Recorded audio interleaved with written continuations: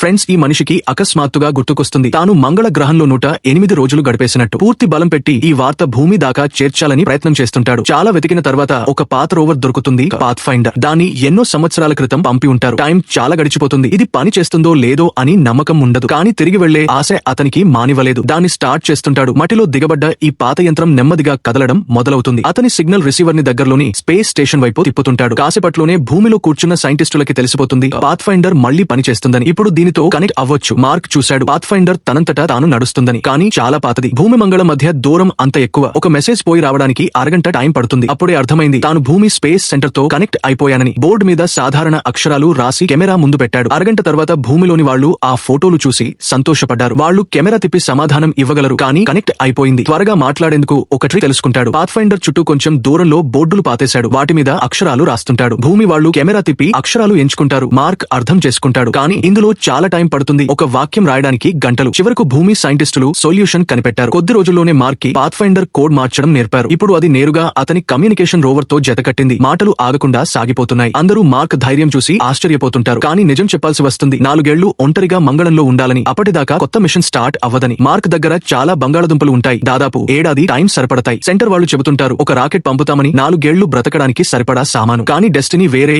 ఏదో కోరుకుంది. ఆ రాత్రి నిద్రలో ఉన్నప్పుడు ప్రెషర్ పార్ట్ పాడైపోయింది. ఇప్పటికే బద్దలైన ల్యాబ్ బ్యాలెన్స్ దెబ్బతింది. అకస్మాత్తుగా బిగ్ ఎక్స్ప్లోషన్. హెల్మెట్ పగిలిపోతుంది. ఆక్సిజన్ లీక్ అవుతుంది. వెంటనే టేప్ అంటించి ప్రాణం కాపాడుకున్నాడు. కానీ చల్లటి గాలి లోపలికి వచ్చేసరికి ల్యాబ్ మొత్తం మంచుతో కప్పేస్తుంది. అన్ని బంగాళదుంపలు చచ్చిపోయాయి. మార్క్ ఈ వార్త భూమికి పంపుతుంటాడు. దాంతో భూమి మీద ప్రజలు చాలా బాధపడుతుంటారు. అప్పుడు వెంటనే ఒక స్పేస్ షిప్ తయారు చేస్తుంటారు. వెంటనే మంగళ గ్రహంపై పంపడానికి. ఈ వ్యక్తి దగ్గర 400 రోజులకు మాత్రమే ఆహారం ఉంటుంది. అప్పుడు ఏమీ ఆలోచించకుండానే రాకెట్ ని గ్రహంపై వదులుతుంటారు. వాళ్ళు అనుకుంటుంటారు టైంకి ఆహారం ఆ వ్యక్తికి చేరుతుందని. సంతోషిస్తూ ఉంటారు.